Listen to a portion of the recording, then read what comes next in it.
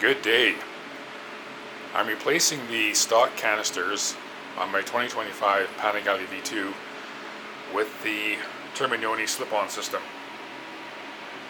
Looks like that. Rather nice titanium canisters with carbon fiber end caps. And fairly simple to switch out. There are a couple of bolts under here to undo.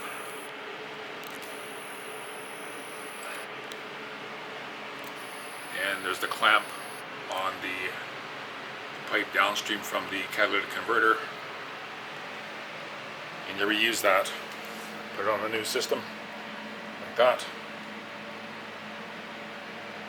And you have to remove the heat shield from the stock canisters and put it on the Termi canisters. Pretty simple.